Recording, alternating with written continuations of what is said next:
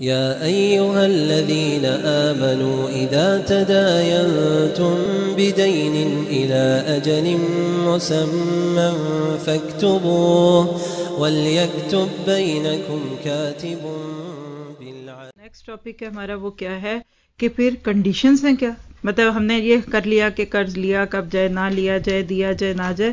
تو اب next question ہے کہ قرض لیں گے تو وہاں کچھ کنڈیشنز ہیں، کچھ شرائط ہیں.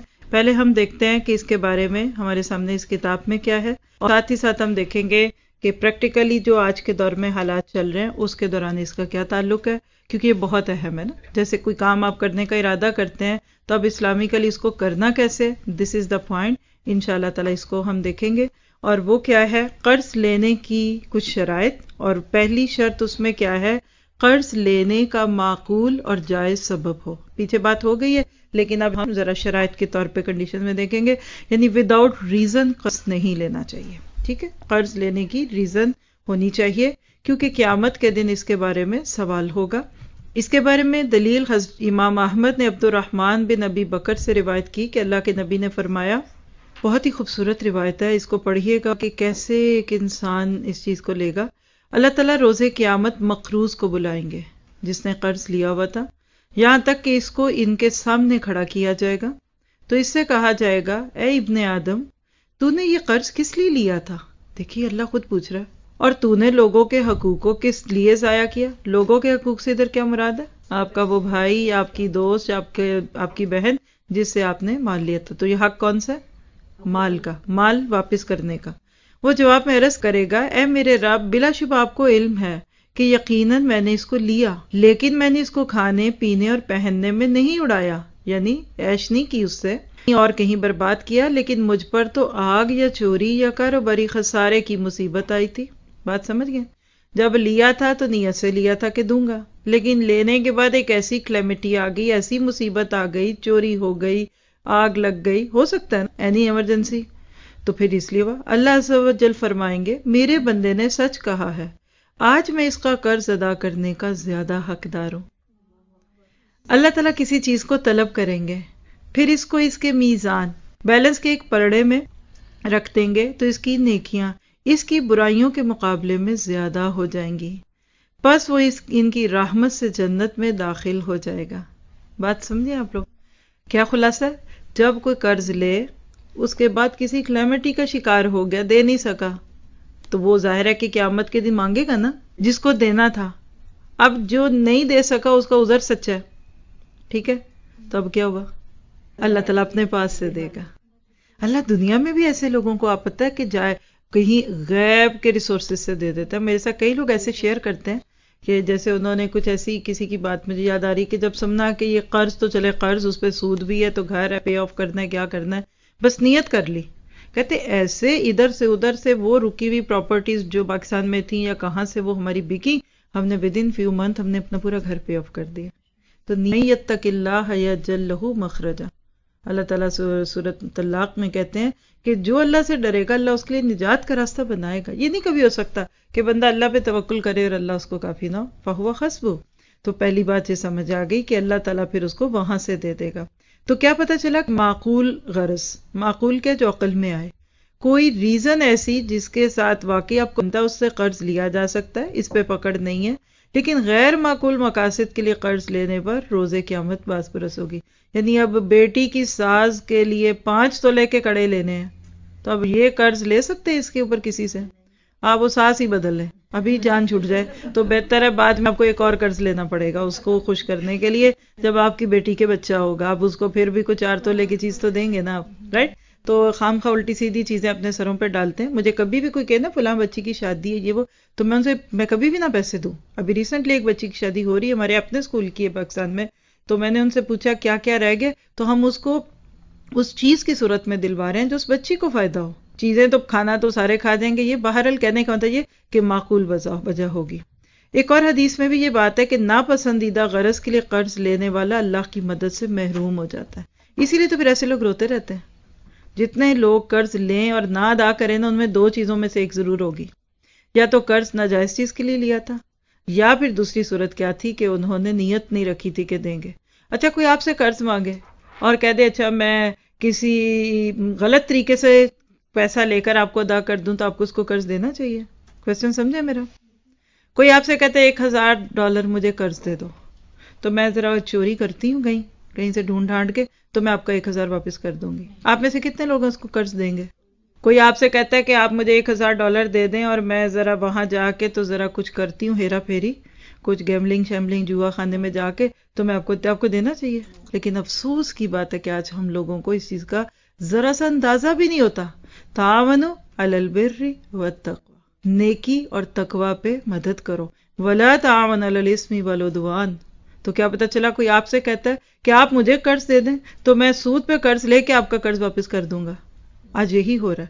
آپ اس میں ایک سٹوری پڑھیں گے، میں نے پہلے ہی پڑھ لی، آپ کو بھی سناؤں گی بعد میں، کہ کس طرح ایک بندہ کارڈوں کے چکر میں پھنسا. وہ کہتا ہے میری عادت ہو گئی تھی کہ ایک قرض لیتا، پھر بینک دوسرے کارڈ سے قرضہ لے کر وہ ادا کرتا. 30 کارڈ وقت تھا میرے پاس، کروڑ پتی تھے. ہاں جی، اب یہ جو بھی کہہ رہی ہیں یہ ہے نا. تو آپ دیکھیے کہ کبھی آپ کو کوئی یہ کہہ دینا کہ آپ مجھے قرض دے دیں، میں آپ کو فلان جگہ دوں، تو پہلے پوچھئے کہ جو مجھے تم دو گے وہ بھی جائز ہے کہ نہیں ہے نا. تو یہ ناسمجھی میں جو چیزیں ہوتی ہیں اسی کا علاج علم ہوتا ہے الحمدللہ. تو ناپسندیدہ غرض والا اللہ کی مدد سے محروم ہوتا ہے. امام حاکم نے عبداللہ بن جعفر سے روایت نقل کی کہ اللہ تعالیٰ کے نبی نے فرمایا ان اللہ مع الداعین، قرض لینے والے کو بے شک اللہ تعالیٰ قرض لیتا ہے، اس کے ساتھ ہوتے ہیں. حتی یقضی دینہ ما لم یکن فیما یکرہہ اللہ. اس کو آپ لکھیں، بہت پیاری روایت ہے. اگر قرض اللہ تعالیٰ کے نزدیک ناپسندیدہ مقصد کی خاطر نہ ہو تو ادائیگی قرض تک اللہ تعالیٰ مقروض کے ساتھ ہوتے ہیں. جو عربی کے ٹیکسٹ میں حسن ہے نا، وہ اردو میں تو ڈائلیوٹ ہو جاتی ہے بات. تو ناپسندیدہ مقصد کے لیے قرض لینا اللہ کی مدد سے خود کو دور کرنا ہے. لیکن آج آپ دیکھ لیجیے، انہوں نے بھی لکھا ہے شادی بیاہ دیگر تقریبات پر اسراف اور تبذیر کے لیے قرض لیتے ہیں اور پھر اس سے اور ہی خرابیاں پیدا ہوتی ہیں. تو پہلی نیت کیا ہے؟ جینین ریزن ہونا. ٹھیک ہے. دوسری شرط ادائیگی کی سچی نیت. ٹالنا نہیں ہے، چلو دیکھتے ہیں شاید بعد میں کہہ ہی دیں معافی کر دو، یہ نہیں ہے. اس کے بارے میں تو بہت خطرناک قسم کی روایت آتی ہیں کہ خوفناک روایت ہے اس بارے میں کہ جو شخص اس نیت سے قرض لے کہ میں نے دینا کون سا ہے. یعنی ایک حدیث کا خلاصہ ہی ہے کہ اللہ کے نبی نے فرمایا کہ جو بیوی کا حق مہر باندھے اور نیت یہ کرے کہ میں نے کون سا ادا کرنا ہے، بڑے بڑے 10,000 10 لاکھ کا کون سا دینا، کسی نے مانگے گی تو کہیں گے طلاق چاہیے کہ حق مہر چاہیے، رائٹ؟ ایسا ہوتا ہے نا. فرمایا ایسا شخص زانی ہے، یعنی وہ اس عورت سے جو تعلق کرے گا وہ زنا ہے. اور اسی حدیث میں پھر آگے اللہ کے نبی نے فرمایا کہ جو کسی سے قرض لے، ادھار لے، اور دینا کس نے؟ دوست ہے، اس نے مروت میں ایسے ہی کہہ دینا بعد میں. جو یہ سوچ کر کسی سے قرض لے کہ دینا کس نے ہے، ادھار مانگ لو، دینا کس نے، فرمایا وہ ڈاکو کی طرح ہے کہ جو آیا اور اس نے اپنے دوست کا مال چوری کر لیا. مروت ہوتی ہے نا، اب کون مانگے. تو دن بڑا سخت معاملہ ہے. اللہ تعالیٰ ہم سب کو بس اس پرچے میں پاس کر دے. میں جب بھی یہ معاملات کا پرچہ پڑھاتی ہوں میں کہتی ہوں اللہ سب سے ٹف جاب یہ ہے. آپ جب پڑھتے تھے اسکولوں میں یا ابھی بھی پڑھتے ہیں، آپ کو پتا ہوگا اکثر لوگوں کو میتھمیٹکس بڑا مشکل لگتا ہے، کچھ کو انگلش مشکل لگتی ہے نا. قیامت کے دن کے پیپرز میں سب سے مشکل معاملات کا. بعض دفعہ ہم خود ہی کہتے ہو گیا، کوئی نہیں ہوتا، کرنا پڑتا ہے. بعض دفعہ کوئی چیز ایسی ہوتی ہے ہاتھ سے گزر چکی ہوتی ہے، آپ کہتے چلے دی ختم، مکمکا نہیں، مکمکا ہوگا جب تک اللہ کے سامنے معاملہ سیدھا پھر بات ہوگی. ٹھیک ہے. تو سچی نیت ہو، یہ دوسری بات لکھ لیں. شرط ہے، پہلی بات ہے قرض لینے کا کوئی جواز تھا، اب یہ ہے کہ اس کو واپسی کرنے کی نیت ہے، پکی نیت ہے. اس کے بغیر قرض لینے والا اپنے آپ کے غیظ و غضب کا نشانہ بناتا ہے. امام بخاری نے ابو ہریرہ رضی اللہ تعالیٰ عنہ سے روایت نقل کی کہ جو شخص ادائیگی کے ارادے سے لوگوں کے مال لیتا ہے اللہ تعالیٰ اسے ادا کروا دیتے ہیں، اور جو شخص انہیں برباد کرنے کے ارادے سے لیتا ہے اللہ تعالیٰ اس کو برباد کر دیتے ہیں.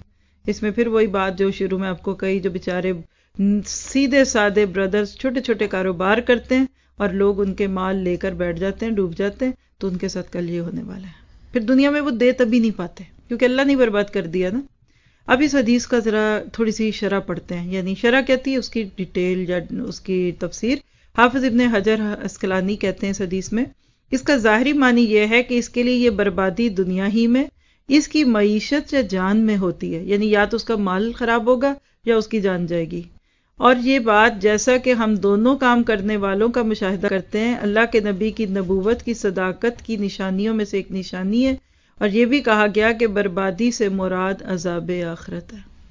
تو کیا پتہ چلا کہ جو مال کسی سے لے یا ادھار لے اور یہ نیت رکھے نہیں دینی تو یا تو اس کی جان چلی جاتی ہے یا مال چلا جاتا ہے، دونوں ہی چلا جاتا ہے کبھی کبھی. پھر مزید لکھتے ہیں، کہتے ہیں حدیث میں نیت کا درست ترغیب اور اس کی ضد سے ڈرایا گیا ہے کہ اپنی نیتوں کو درست رکھو. آج میں بھی اور آپ بھی گھر جا کے بیٹھیں اور پچھلا اگلا سب سوچیں، کسی کا لیا دیا پاکستان میں ادھر کسی دوست سے، تو ان سے کلیئر کٹ معاملہ کریں تاکہ پھر کل قیامت کے دن وہ آ نہ جائیں کنترا پر جی مجھے میرا مال. ٹھیک ہے. پھر نبی صلی اللہ علیہ وسلم نے قرض لینے والے بدنیت کے برے انجام کے بارے میں ایک اور بات بتائی. امام طبرانی نے میمون کردی سے یہ روایت نقل کی ہے اور انہوں نے اپنے والد سے یہ نقل کیا کہ اللہ کے نبی نے فرمایا، جس شخص نے قرض لیا اور اس کا ارادہ حقدار کا قرض ادا کرنے کا نہیں، اس نے مال لے لیا مگر ادا نہ کیا تو وہ اللہ تعالیٰ سے بطور چور ملاقات کرے گا. یہ حدیث یہ عدت ودی حدیث ہے نا، اس سے اوپر حق مہر ہے. یہ سب بک میں آپ دیکھیے گا حوالے یہ نیچے لکھے ہوئے، یہ مجموعہ الزوائد کی روایت. تو انشاءاللہ جس دن یہ بک سامنے ہوگی نا تو یہ جو باتیں ہم کر رہے ہیں اس کی ٹھوس ریزن سالڈ ریزن آپ کیسے، ایون جن کو اردو نہیں آتی نا ان کو بھی یہ بک بہت فائدہ دے گی. کیا ہوگا کہ آپ اسی پہ انگلش میں نوٹس لیں گے اور ریفرنسز تو بہرحال آپ کے سارے آئیں گے نا، ریفرنسز رہتے ہیں وہ انگلش اردو سے اس کا کوئی تعلق نہیں ہوتا. ٹھیک ہے. تو کوئی شخص چاہتا ہے کہ وہ اللہ کو چور بن کے ملے، اللہ نہ کرے. 2 شرطیں ہو گئی، پہلی ریزن کوئی ریزن ہو، دوسری ادائیگی کی نیت، تیسری چیز مستقبل میں ادائیگی کے امکانات بھی ہوں. یہ بہت بڑی بات ہے نا، یعنی آپ نیت تو کر رہے ہیں لیکن آپ کے ریسورسز ہی نہیں. مثال ہے نا، آپ کہتے ہیں کہ اچھا میں پاکستان کی وزیر خزانہ بن جاؤں گی تو پھر میں آپ کو پے کر دوں گی. مجھے بتائیے کہ آپ کے کوئی چانسز ہیں کہ آپ وزیر خزانہ بنیں گی؟ تو پھر آپ نے تو ایک ایسی لار لگوا دی جس کو پنجابی میں لار کہتے ہیں، ایک ایسی آس دلا دی جو کبھی پوری نہیں ہوگی.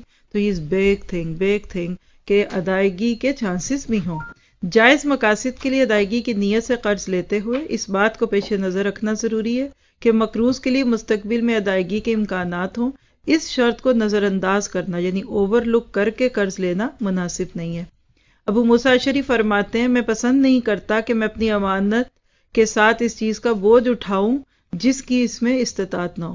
یعنی وہ کہتے ہیں میں وہ چیز پسند نہیں کرتا اپنی امانت کے ساتھ اس چیز کا بوجھ اٹھانا کہ جس کی میں استطاعت نہ رکھوں. یعنی آئی کینٹ ہینڈ. آپ کیوں اپنی کمر پہ اتنے بوجھ ڈالتے ہیں؟ اور یقین کریں اس سیدھے سادے لوگ بھی جب قرضوں میں پڑتے ہیں، اور میں اس وقت ڈسکس نہیں کر رہی سود کو، لیکن اگر آپ فی زمانہ دیکھیے جب گھر کوئی لیتا ہے اور وہ قرض ادا کرنے کی نیت سے لیتا ہے، ٹھیک ہے، میں بالکل نہیں کہہ رہی، آپ کہہ رہے ہیں آپ نے $4 لاکھ کا ایک گھر لیا، 20 سال میں آپ ادا کریں گے، forget about the interest, forget about every thing. کیا $4 لاکھ آپ جمع کرنے کی طاقت بھی رکھتے ہیں جب دیں گے؟ تو آپ نے تو 20 سال کے لیے خود کو زیر بار کر دیا نا. تو لہٰذا استطاعت بھی ہو. ہڈیاں رل جاتی ہیں، طلاقیں ہو جاتی، گھر برباد ہو جاتے ہیں، صرف وہ گھر رہ جاتا ہے، پیچھے لوگ ادھر ادھر گر جاتے ہیں. تو استطاعت ہو.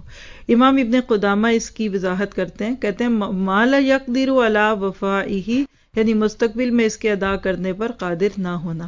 تو خلاصہ کیا نکلا کہ عام طور پہ لے سکتے ہیں، ناجائز طور پہ نہیں لینا چاہیے، لیں گے تو نیت بھی اچھی ہو.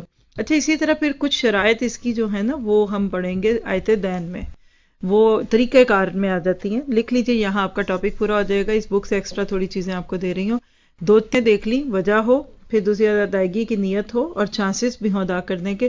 پھر قرض جب لیں گے نا تو اس میں بنیادی شرط ایک کیا ہے کہ اس کو لکھا جائے، ڈاکیومنٹیشن میں ہو.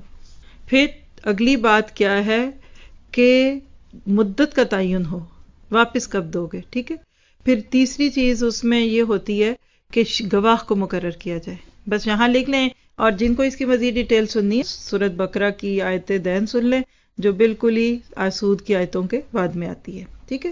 اب چلتے ہیں نیکسٹ ٹاپک پہ، قرض کا دائرہ کار. یہ میں اس کو گو تھرو ہی بس کروں گی، از ویری سمپل، لیکن سننے میں لگ رہا ہے. اب قرض کس صورت میں لیا جائے، like mean how big is the circle of قرض زیادہ لیں، چھوٹا لیں، کیش میں لیں، کراپ کی صورت میں لیں، کپڑے ادھار پہ لے سکتے ہیں کہ نہیں، یہ سب کچھ. یعنی کیش کی صورت میں ماپ کی چیزیں جیسے وزن کرتے ہیں کلوز میں، اسی طرح وزن آپ کوئی چیز ہے اس کو تولتے ہیں، تولے میں ہے، یا لیکوڈز ہے، یا جانور ہے، یا آپ کسی کی گاڑی بھی قرضے میں لے سکتے ہیں کہ نہیں. اس کا کیا حکم ہے؟ بات واضح؟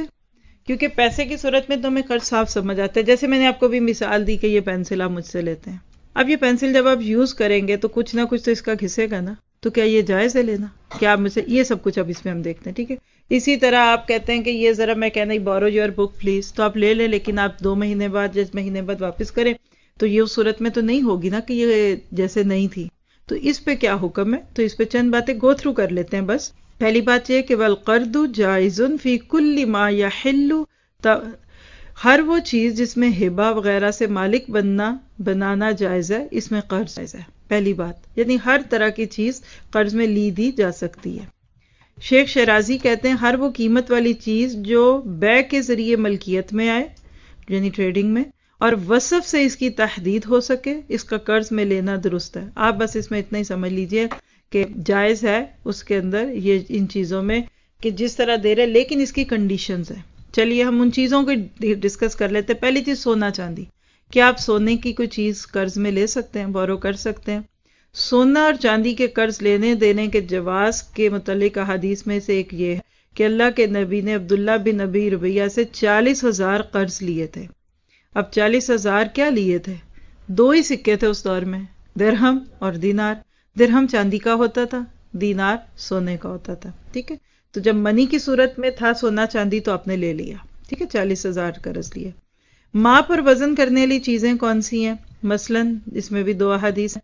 امام بزار ابن عباس سے روایت نقل کرتے ہیں کہ نبی صلی اللہ علیہ وسلم نے ایک انصاری سے 40 سا بطور قرض لی. سا کیا ہے؟ کوانٹٹی ہے نا، جیسے کلو، سیر کہ پاؤنڈز، وہی چیز ہے. انصاری کو ضرورت پڑی تو آپ کے پاس آیا. اللہ کے نبی نے فرمایا ابھی تک ہمارے پاس کوئی چیز نہیں آئی. انصاری نے کچھ کہنا چاہا تو اللہ کے نبی نے فرمایا خیر کے سوا کچھ نہ کہنا، میں قرض لینے والوں میں سے بہترین ہوں. چنانچہ آپ نے اس کو 40 زائد اور 40 اس کے قرض کے کل 80 سا ادا کیے. ٹھیک ہے، تو یہ کوئی چیز تھی نا، کیش نہیں تھا، کوئی کراپ تھی یا کوئی کھجوریں تھی. ابھی حدیث میں کچھ نہیں لکھا ہوا، لیکن اس سے کیا پتا چلا کہ آپ نے لی تھی. اچھا یہاں آپ کے ذہن میں آ سکتا ہے کہ لیے تو 40 سے، تو 40 اوپر کیوں دیے؟ اس نے تو نہیں مانگے. دیکھیے سود وہ ہوتا ہے لینے والا مانگتا ہے. ٹھیک ہے، آپ اپنی خوشی سے آپ نے 40 بھی دے دیے، تھوڑی سی اس کو وقت انتظار کرنا پڑا تو 40 آپ نے صدقے کے طور پہ دے دیے. پھر اسی طرح امام احمد نے حضرت عائشہ سے ایک روایت کی کہ اللہ کے نبی نے ایک بدو سے اجوا کھجوروں کو ایک وسق کے بدلے، ایک بدو سے ذخیرہ شدہ اجوا کھجوروں کے ایک وسق کے بدلے میں اونٹیاں خریدی. ڈیل کیا ہو رہی ہے؟ یہ اپنی اونٹنیاں مجھے دے دو اور میں تمہیں ایک وسق من کہہ لیجئے اجوا کھجوریں دے دوں گا. اللہ کے نبی کا کیا خیال تھا کہ میرے میں ایک وسق کھجوریں رکھی ہوئی ہیں، میں آ کر یہ کھجوروں کی صورت میں اس کو دے دوں گا، اونٹنی اس سے لے لوں گا. اب گھر گئے تو کیا ہوا کہ کھجوریں تلاش کی، وہ ملی نا. اب وہ صدقہ ہو گئیں، کیا ہو گیا؟ نہیں تھی. اللہ کے نبی اس کے پاس واپس آئے اور کہا اللہ کے بندے یقیناً ہم نے کھجوروں کے ایک وسق کے بدلے تم سے اونٹنیاں خریدی تھی، یعنی ڈیل ہو گئی تھی. ٹھیک ہے، ہم نے انہیں ڈھونڈا لیکن ہمیں نہیں ملی. اب اس کا لازمی نتیجہ کیا تھا بھلا؟ کہ یا تو ڈیل ٹوٹ جائے گی، یعنی اس کا سودا ہوا. اب وہ بدو تھا، اور بدو کون ہوتے ہیں؟ ان ایجوکیٹڈ. تو کہنے لگا ہائے بے وفائی، ہائے بے وفائی، یعنی نعوذ باللہ کہ آپ نے وعدہ توڑ دیا. راوی نے بیان کیا، لوگوں نے اس کو جھڑکا اور کہا اللہ تجھے ہلاک کر دے، کیا تو اللہ کے نبی کو بے وفا کہہ رہا ہے؟ انہوں نے عائشہ سے بیان کیا، اللہ کے نبی نے کہا اس کو چھوڑ دو، یعنی جو کہتا ہے کہنے دو، کیونکہ بلا شبہ صاحب حق کو بات کرنے کا حق ہے. سمجھیے اللہ کے نبی کا کیسا وصف تھا. ہمیشہ اپنے آپ کو ڈاؤن ٹو ارتھ رکھ، اپنا پروفائل لو رکھیں. خیر اللہ کے نبی سی بات کو دہراتے رہے کیونکہ اب آپ کے بس میں نہیں تھا، لیکن وہ مان نہیں رہا. یعنی اس کو یہ تھا کہ آپ نے میرے سے سودا کیا تو اب مجھے دیجیے. آپ نے کہا اللہ کے بندے ہم نے اونٹنیوں کو خریدا اور ہم سمجھتے ہیں کہ اس کے عوض میں ذکر کردہ چیز ہمارے پاس موجود ہے. ہم نے تلاش کیا لیکن وہ نہیں ملی. پھر بدو نے کہا ہائے بے وفائی. لوگوں نے اس کو پھر جھڑکا اور کہا اللہ تجھے غارت کرے، کیا تو اللہ کے نبی کو بے وفا کہہ رہا ہے؟ آپ نے کہا اس کو چھوڑ دو، حق بے شک حق والے کو بات کہنے کا حق ہے. بار یہی بات ہوئی لیکن وہ سمجھ نہیں رہا، یعنی اب چلا جائے واپس. تو اخیر آپ نے کیا کیا؟ آپ نے حبی سے کہا دیکھیں یہ ہے سلیوشن. آپ نے کہا خویلہ بنت حکیم بن امیہ کے پاس جاؤ اور ان سے کہو اگر آپ کے پاس ذخیرہ شدہ تو سمجھتے ہیں نا، سٹورڈ کھجوروں کا ایک وسق ہو تو ہمیں بطور قرض دے دیجئے یہاں تک کہ ہم انشاءاللہ اس کو ادا کر دیں. وہ شخص ان کے پاس گیا، ان سے پوچھا کہ اللہ کے نبی نے مانگی ہیں، کھجوریں ہیں. واپس آئے، کہا جاؤ لے آؤ، ہیں میرے پاس، بھیج دیجیے. یا اللہ کے نبی نے کہا اسی کو ساتھ لے جاؤ، یعنی اور اس کا مکمل حق ادا کر دو. پھر انہوں نے اس بدو کا پورا حق دے دیا. پھر وہ بدو رسول اللہ کے پاس سے گزرا اور اللہ کے نبی اپنے صحابہ کے درمیان تشریف فرماتے تو کہنے لگا پہلے کیا کہہ رہا تھا اور اب کیا کہہ رہا ہے؟ جزاک اللہ خیرن فقیتا و اطیبتا، اللہ تعالیٰ آپ کو بہترین جزا دے، یقیناً آپ نے عمدگی کے ساتھ مکمل حق ادا کیا۔ تو پیسہ نہ دیا ہو کسی کا تو رائے ہی بدل جاتی ہے، ہمیں ایسے لگتا ہے اس سے برا بندہ ہی کوئی نہیں ہے، ٹھیک ہے۔ اس سے پتہ کیا چلا، اللہ کے نبی نے فرمایا اولئک خیار عباد اللہ عند اللہ الموفون المطیبون، جو لوگ عمدہ طریقے سے حق ادا کرتے ہیں اللہ تعالیٰ کے ہاں ان کے بہترین بندے ہیں۔ کیا پتہ چلا کہ نبی نے قرض لے کر اونٹنیاں خرید لی، تو کیا پتہ چلا؟ کبھی ایسا ہوتا ہے آپ کہیں بازار بعد میں کوئی پرس ہی نہیں ہے، تو اب آپ کیا کہیں گے؟ آپ کچھ دے دیجئے، آپ کو دے دوں گی، یہ وہ معاملہ بن گیا، ٹھیک ہے۔ تو یہاں سے آپ کو ثابت یہ ہوگا کہ آپ نے کھجوریں قرض میں لی، تو ظاہر کھجوروں کے بدلے میں پھر کھجوریں ہوں گی۔ تو یہاں سے پتہ چلا کہ وہ چیزیں جن کا وزن ہو سکے، جن کو ہم گن سکیں یا تول سکے، تو وہ بھی قرض میں لی جا سکتی ہیں۔ ابن قدامہ کہتے ہیں ماپ کر کی جانے والی چیزوں میں قرض لینا دینا بلا اختلاف جائز ہے، یعنی اس میں کوئی حرج نہیں۔ پہلے دور میں بہت ہوتا تھا، ذرا ایک چینی ادھار دیجیے، 1 کپ چینی دیجیے گا، پھر وہ دوسرے گھر سے آ رہی ہے، اب چینی واپس کرنے جا رہے ہیں۔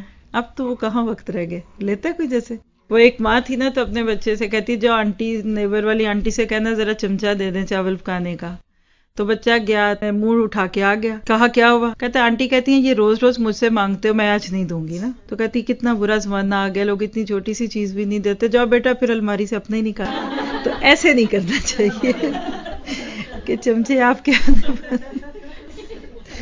ٹھیک ہے، تو نمک لے تو پھر نمک واپس بھی کر دے، ٹھیک ہے، الحمدللہ۔ چلیے پھر وہ کہتے ہیں کہ وہ سب اہل علم جن سے ہم علم لیتے ہیں اس بات پر متفق ہے کہ ماں پر وزن کی جانے والی اور اناج یعنی گرینز اس میں، اور اس دور میں اسی طرح ہی ہوتا تھا، پیسے کوئی نہیں ہوتے تھے، کھجوروں کے بدلے اونٹنی لے لی، اونٹنی کے بدلے دودھ لے لیں گے چاہے، ٹھیک ہے۔ تو جن کی وہ چیز جن کی مثل ہو اس کا قرض لینا جائز ہے۔ چلیے یہ تو ہو گئی چیز، یہ تو سوکھی چیز تھی نا، کھجوروں نہ کھانے کو مانگنا نہ پینے کو مانگنا۔ اب اس کا ذرا نیکسٹ اسٹیپ دیکھیے، کوئی ایسی چیز قرض میں لیں جو کھانے پانی کو بھی مانگے، مثلا جانور۔ اب آپ جانور لیں گے تو اب آپ کہیں گے کیا؟ اب آپ کو پریشانی ہو رہی ہے، کبھی ایسا بھی ہوتا ہے اب اپنے ان جانور کو گاڑی لی تو گاڑی نے پیٹرول مانگنا ہے نا، اب یہ سوچ لے کہ اس میں کیا ہوگا۔